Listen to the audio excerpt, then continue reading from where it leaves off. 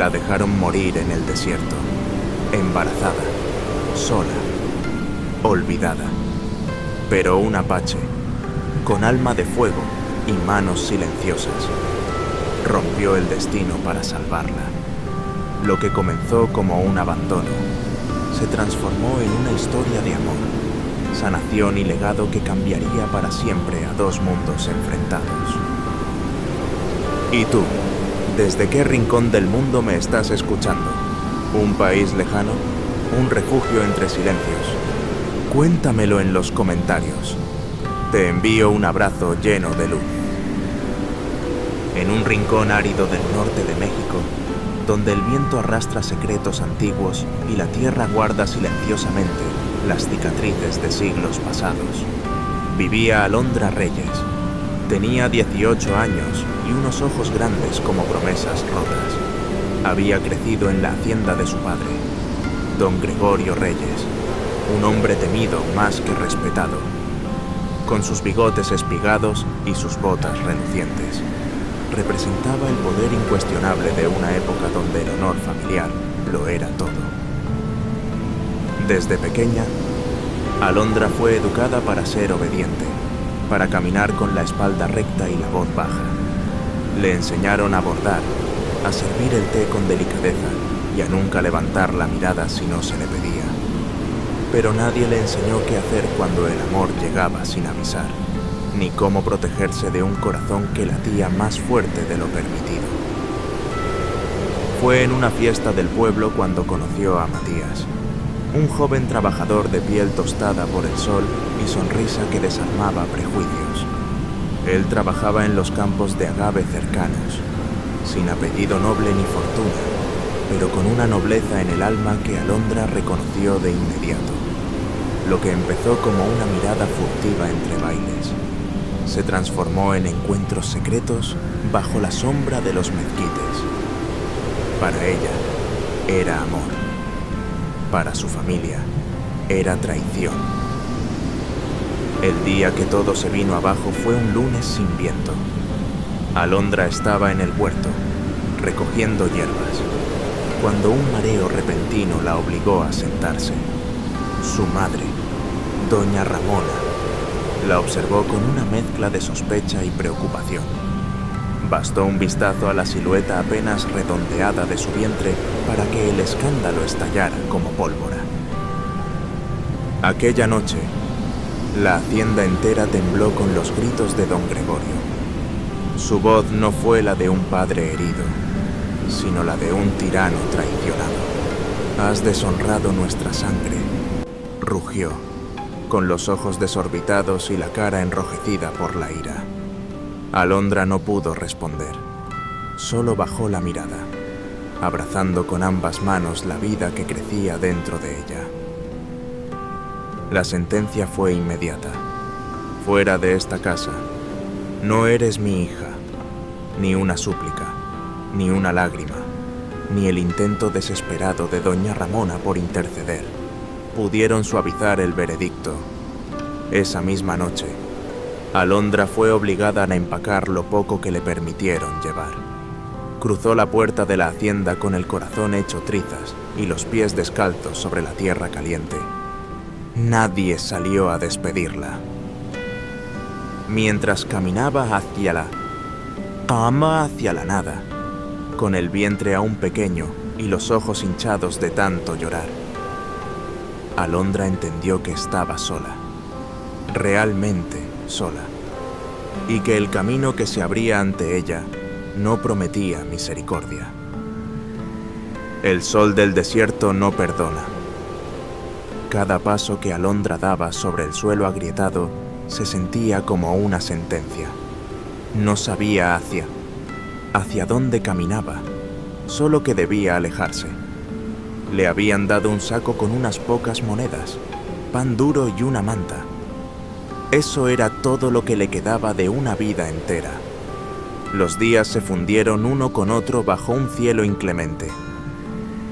Alondra dormía bajo arbustos espinosos, bebía agua estancada cuando la encontraba y sobrevivía con lo poco que encontraba entre las rocas. Tu vestido, antaño blanco y fino, Ahora era una sombra polvorienta de sí mismo. Las ampollas en sus pies se abrían con cada paso, pero ella seguía. Por ella, por el hijo que aún latía dentro de su vientre. La primera noche en el desierto trajo un frío que dolía hasta los huesos. Alondra se acurrucó en un rincón entre piedras, abrazando su abdomen, rogando en silencio que su cuerpo resistiera. Pero el desierto no se conmueve con ruegos. Al amanecer del tercer día, una punzada aguda en la parte baja de su vientre la hizo detenerse. Al principio pensó que era el hambre, el agotamiento, pero cuando las contracciones regresaron, más fuertes, más cercanas, comprendió con pavor que su hijo estaba a punto de nacer, sin refugio, sin agua, sin nadie, con manos temblorosas. Estiró su manta sobre la tierra y se recostó.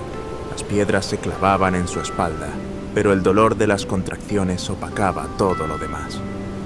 El cielo ardía sobre su cabeza mientras su cuerpo luchaba por dar vida. Gritó, pero su voz se perdió entre los ecos del desierto. Mordió su ropa para no atraer animales salvajes, pero el dolor era inhumano. El tiempo dejó de existir. Solo había dolor, dolor y miedo. Cuando por fin el llanto débil del bebé rompió el silencio, Alondra pensó que lo estaba imaginando, pero no. Era real. Su hijo estaba allí, pequeño, frágil, cubierto de polvo y sangre, pero vivo. Lo tomó entre sus brazos y lloró. Lágrimas secas que apenas humedecían su piel quemada por el sol. Quiso amamantarlo, pero su cuerpo exhausto no respondía. No tenía leche, no tenía fuerza, solo tenía amor. Y eso, temía, no sería suficiente. El niño sollozaba débilmente, y Alondra sintió el vértigo de la muerte acercándose. No como un monstruo violento, sino como una caricia fría. Cerró los ojos, abrazando a su hijo contra su pecho. Si iban a morir, al menos morirían juntos. Pero justo cuando la oscuridad comenzaba a envolverla, un sonido la sacó de su sopor. Un crujir de tierra, el soplo suave de un caballo, una sombra alargada frente al sol. Alondra entreabrió los ojos, y allí estaba, un hombre montado a caballo, inmóvil, observándola desde la distancia como una aparición salida de otro mundo. La silueta del jinete se mantuvo quieta, fundida con el horizonte anaranjado como si fuera parte del paisaje. Alondra pensó por un instante que su mente delirante le jugaba una broma cruel, otro espejismo más del desierto. Pero no. El caballo resopló. El hombre bajó lentamente, con movimientos felinos, como si el tiempo no le urgiera, como si el dolor no lo sorprendiera. Era alto, de piel bronceada por el sol y ojos oscuros como las noches sin luna. Su cabello negro le caía hasta los hombros y llevaba vestimenta de cuero curtido, adornada con detalles que Alondra no reconocía, pero que hablaban de una cultura ajena y ancestral. Era un apache, uno de esos de los que los cuentos de miedo hablaban en susurros, pero no había amenaza en su rostro, solo una expresión contenida de sorpresa y algo más. Compasión, tal vez. El hombre se arrodilló lentamente a una distancia prudente. No dijo nada.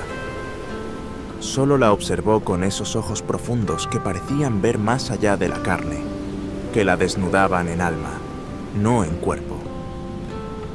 Luego, con gestos suaves, sacó de su morral una cantimplora y la colocó en el suelo entre ambos, sin acercarse más.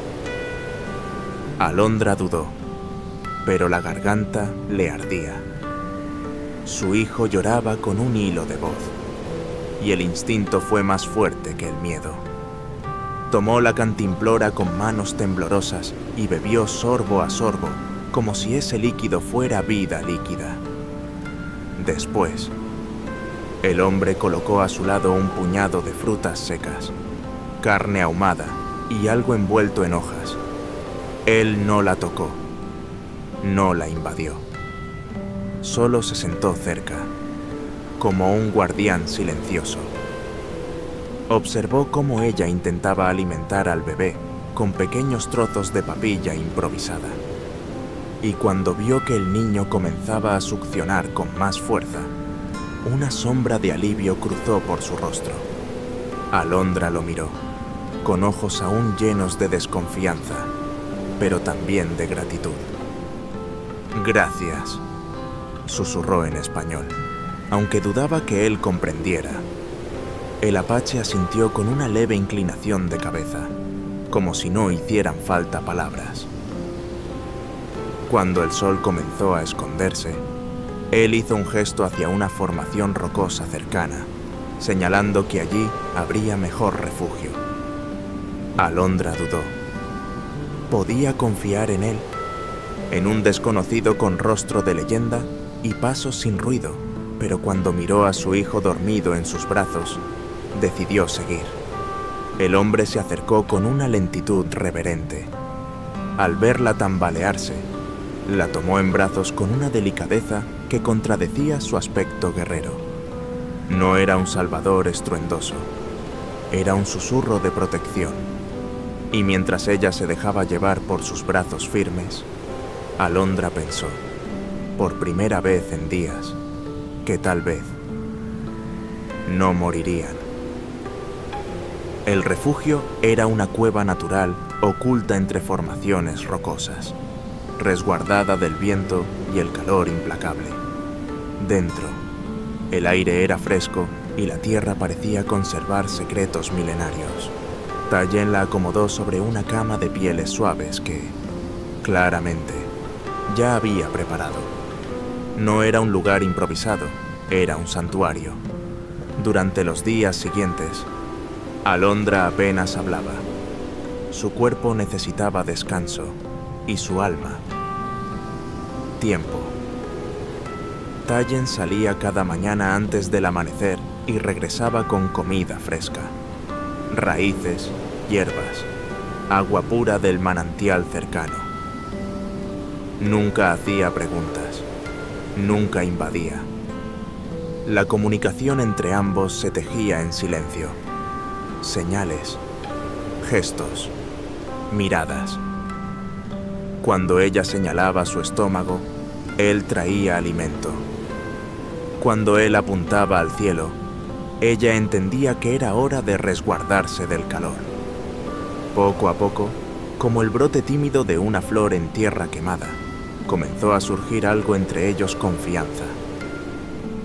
Una tarde, mientras alimentaba al bebé, a quien había llamado Iñaki, que en lengua apache significa vida que regresa, Alondra se atrevió a preguntarle por qué la había ayudado.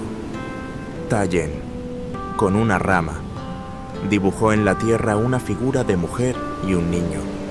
Luego los borró. Después, bajó la mirada. No hicieron falta más palabras. Él también había perdido. Él también había amado y sufrido.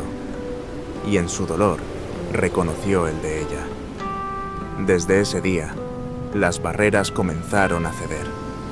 Tayen le enseñó palabras de su lengua. Alondra, a cambio, le hablaba de su mundo, de la música del pueblo, de las tortillas al comal, de las canciones que su abuela le cantaba.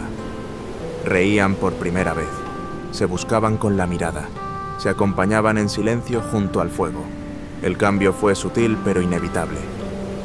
Un roce de manos al pasar, una sonrisa compartida al ver al pequeño dormir. Y una noche, bajo una luna redonda como promesa, Tayen le entregó un collar hecho de cuentas turquesas y plumas. Alondra entendió de inmediato. Era un ofrecimiento, un puente, Ella asintió con lágrimas en los ojos. La ceremonia fue sencilla, pero sagrada. Frente al fuego, intercambiaron promesas en lenguas distintas, pero con corazones alineados. Tallen puso su mano sobre la cabeza de Iñaki, incluyéndolo en la unión. Esa noche, no hubo besos apasionados ni palabras grandilocuentes. Solo la certeza silenciosa de dos almas que se habían encontrado después de haberlo perdido todo. En los brazos de Tallen, Alondra no encontró solo amor, encontró descanso, encontró hogar. El tiempo en la cueva pasó con una cadencia distinta, ajena al ruido del mundo. Cada amanecer traía nuevas palabras en apache. Cada atardecer, historias compartidas junto al fuego. Iñaki crecía fuerte, gateando entre pieles y piedras, riendo con esa inocencia que solo los niños conocen. Alondra se había convertido en parte del paisaje, en mujer del desierto. Y Tallen, él se había transformado en su raíz más profunda. Una mañana, mientras recogía hierbas junto al manantial, Alondra sintió una punzada familiar en el vientre. Pero no era dolor, era intuición. Su cuerpo le hablaba con la certeza antigua de las mujeres. Esa noche, frente al fuego, tomó la mano de Tallen y la colocó sobre su abdomen. «Hay otra vida», susurró en voz baja. Él no entendió las palabras, pero sí el gesto. Sus ojos se abrieron con una mezcla de sorpresa y emoción contenida. Luego, sonrió. No con los labios, sino con todo el rostro. Y por primera vez, rió en voz alta. Una risa grave y cálida que retumbó en la cueva como bendición. Celebraron con una cena simple frutas silvestres, carne de liebre, raíces dulces. Tallen bailó alrededor del fuego con Iñaki en los hombros, y Alondra lo observó con el corazón desbordado. Pero la paz tiene sus límites. Días después, comenzaron a aparecer señales inquietantes, huellas recientes de caballos, humo en el horizonte, una lanza apache clavada en un árbol con marcas que Tallen no reconocía como propias. Alondra sintió un escalofrío. Esa noche, mientras Iñaki dormía, Tallen habló más de lo habitual. Con palabras entrecortadas, explicó que alguien los buscaba. No era su tribu, era otra amenaza. Quizás soldados, quizás su familia. Alondra palideció. «Mi padre», murmuró, con la voz quebrada. Él nunca aceptó un no. Tallen comprendió. Su mirada se endureció. Sabían que debían irse. No era solo su vida, ni la de Iñaki. Ahora, también estaba la del nuevo ser que latía dentro de ella. La cueva, su hogar, su santuario, debía quedar atrás. Empacaron lo esencial. Tallen ocultó todo rastro. Antes de partir, Alondra acarició las paredes de piedra como quien se despide de un viejo amigo. Allí había llorado, sanado, renacido, y ahora debía continuar. Al amanecer, emprendieron el camino hacia el corazón del territorio apache. Allí, entre montañas secretas y senderos invisibles, quizás encontrarían protección. No sabían lo que vendría, solo sabían que estarían juntos. Y eso, por ahora, era suficiente. 5 años habían pasado desde aquella noche en que Alondra fue expulsada de su hogar con un hijo en el vientre y el corazón hecho trizas. En ese tiempo, había aprendido a sanar heridas que nunca imaginó posibles. Había aprendido a amar de nuevo y había encontrado un lugar donde ser respetada por quien era. no por lo que se esperaba de ella. Vivía ahora con Tayen y sus hijos en una comunidad apache más allá de las montañas. Era una mujer fuerte, buscada por su conocimiento de plantas medicinales, admirada por su capacidad de escuchar y guiar. Iñaki, ya con 5 años, corría por los senderos con los otros niños, y en sus brazos, Alondra sostenía a su hija recién nacida, a quien llamaron Nayeli, te amo en lengua apache. Una mañana, mientras preparaba ungüentos, un mensajero llegó al galope. Traía una carta sellada con el emblema de su familia. Era de Bernardo, su hermano. En ella, decía que su padre estaba muriendo, que su salud se desvanecía como las hojas en otoño, y que pedía verla una última vez. Nuestro padre quiere pedirte perdón, decía la carta con una sinceridad inusual.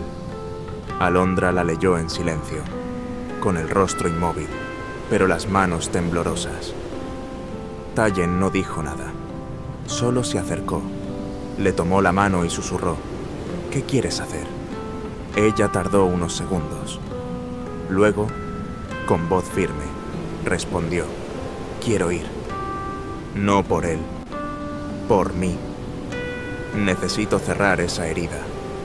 El viaje fue largo, pero distinto. Ya no era la joven humillada que huía con el alma rota. Ahora era madre, sanadora, esposa. Llevaba la frente alta, la mirada clara. Entró a la hacienda con sus 2 hijos y Tayen a su lado, como testigos vivos de su renacer. Don Gregorio, postrado en su cama, era apenas la sombra del hombre que una vez gobernó con puño de hierro. Cuando vio a Alondra, rompió en llanto. Levantó una mano temblorosa y murmuró, «¿Podrás perdonar a este viejo necio?» Alondra se acercó. Tomó su mano. La sostuvo con ternura. «Ya te perdoné hace años», dijo en voz baja. «Guardar rencor me habría envenenado. Mis hijos merecen una madre libre, no una esclava del pasado». Las lágrimas corrieron por las mejillas del viejo. Durante los días siguientes, don Gregorio conoció a sus nietos. Observó cómo su hija hablaba 2 lenguas, cómo la respetaban los que la rodeaban, cómo el apache al que tanto temía la trataba con amor silencioso y constante. Antes de morir, don Gregorio hizo algo que nadie esperaba, le entregó a Alondra las escrituras de sus tierras. Pero ella, con voz serena, respondió gracias, padre, pero prefiero sembrar en tierra nueva, donde la dignidad crece libre. Alondra no regresó a la hacienda para quedarse. Después del entierro de su padre, y tras pasar algunos días rodeada de recuerdos viejos que ya no dolían, reunió a las familias jornaleras que habían trabajado para los reyes durante generaciones. A muchos de ellos los conocía desde niña. Los había visto en las cocinas, en los campos, en las caballerizas. Pero por primera vez, los miró a los ojos desde un lugar distinto, no como hija del patrón, sino como mujer libre. Estas tierras no deben ser símbolo de poder, sino de sustento, dijo, mientras entregaba los papeles firmados por el notario. Que sirvan para sembrar no solo maíz, sino esperanza. Las lágrimas corrieron por mejillas arrugadas. Manos callosas temblaron al recibir títulos de propiedad que jamás imaginaron tener. Algunos la abrazaron. Otros simplemente se arrodillaron en silencio. Alondra no buscaba gratitud, solo justicia. Pero no todo lo donó. Conservó una porción modesta, justo en el límite entre el viejo mundo que la vio nacer y el nuevo que la salvó, una loma con vista abierta al valle, donde el viento susurra desde los 2 horizontes. Allí, con ayuda de su esposo Tayen, de su hijo Iñaki ya convertido en joven fuerte, y de mujeres y hombres de ambos pueblos, construyó una clínica. No era grande ni ostentosa, pero cada piedra fue colocada con intención. La llamaron Tierra de Almas. No había letrero lujoso ni uniforme blanco. Había cantos al amanecer, humo de hierbas purificadoras y una cruz de madera colgando junto a un símbolo apache tallado en piedra. Era un lugar donde nadie preguntaba de dónde venías, sino qué te dolía. Los primeros en llegar fueron los más pobres, mujeres con niños desnutridos, ancianos con dolores sin nombre, jóvenes con heridas que no se veían. Luego llegaron los más escépticos, que al principio venían por curiosidad y volvían por confianza. Alondra sabía leer más allá de los síntomas. Entendía que una fiebre podía esconder tristeza y que una herida abierta podía ser solo la parte visible de un alma fracturada. Con manos suaves mezclaba raíces del desierto con infusiones heredadas de las mujeres apache. Preparaba ungüentos con aceite de agave y hojas de ruda, y a veces solo bastaba un silencio compartido para comenzar la sanación.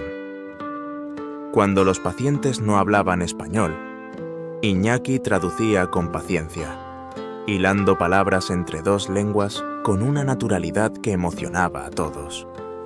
Nayeli, por su parte, aprendía observando, con ojos grandes y manos listas para aprender. Tayen había construido un huerto medicinal detrás de la clínica. Allí cultivaban salvia, árnica, epazote, hierba del manso y plantas que solo él conocía. Enseñaba a quien quisiera aprender, sin distinción. En ocasiones, hasta jóvenes de pueblos vecinos venían a tomar notas, a escuchar historias de plantas que curaban el cuerpo y otras que tocaban el alma. Poco a poco, la clínica se convirtió en más que un centro de salud. Era un punto de encuentro, una escuela de reconciliación. Campesinos mexicanos y guerreros apache compartían consejos, intercambiaban saberes, reían juntos bajo el mismo techo. La frontera invisible que por siglos los había separado se desdibujaba con cada historia curada. Una tarde, una mujer mayor del pueblo, a quien Alondra había ayudado a recuperar la movilidad de las manos, le llevó una canasta con tortillas recién hechas y flores silvestres. Con voz quebrada le dijo: «Usted no solo me devolvió el movimiento, niña, me devolvió la dignidad». Alondra no supo qué responder. Solo apretó las manos de la anciana entre las suyas y sonrió, porque entendía que en cada gesto como ese, en cada mirada agradecida, estaba la confirmación de que su camino doloroso, improbable, lleno de giros, había tenido un propósito. Y así, entre paredes de barro, voces entrelazadas y silencios sanadores, Alondra convirtió su dolor en medicina, su pasado en semilla y su amor en herencia viva para dos pueblos que, gracias a ella, aprendieron que también podían curarse juntos. El tiempo, como la arena entre los dedos, se escapa sin pedir permiso. Los años pasaron en silencio, como un río subterráneo que cava su camino sin hacer ruido. Y cuando Alondra despertó una mañana con los cabellos salpicados de plata, no sintió tristeza, sino gratitud. Había vivido muchas vidas en una sola, la de hija humillada, la de madre solitaria, la de mujer salvada, la de sanadora.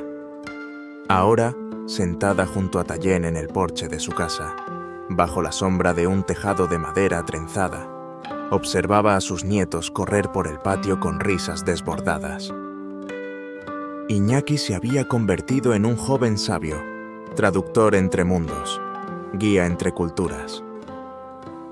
Hablaba español, apache, y hasta algunas frases de náhuatl que había aprendido en sus viajes como mensajero de paz. Se había casado con una maestra del pueblo y juntos criaban a 2 hijos con nombres que honraban ambas tradiciones. Nayeli, por su parte, seguía los pasos de su madre. Tenía una sensibilidad aguda, una intuición que no necesitaba diagnóstico. Cuando alguien llegaba enfermo, bastaba una mirada suya para saber por dónde empezar la cura. Decían que sus manos eran cálidas como el fuego de hogar y que sus palabras curaban más que los remedios. Alondra la miraba con un orgullo silencioso, ese que solo las madres conocen. La clínica Tierra de Almas seguía en pie, pero ya no era ella quien llevaba el peso. Era Nayeli quien guiaba ahora. Era Iñaki quien mediaba.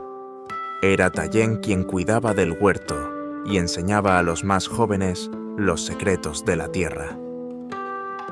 Alondra solo observaba, acompañaba, y a veces, cuando algún niño pequeño se caía o alguna mujer necesitaba consuelo más que medicina, ella entraba, tomaba la mano y recordaba que el amor también cura.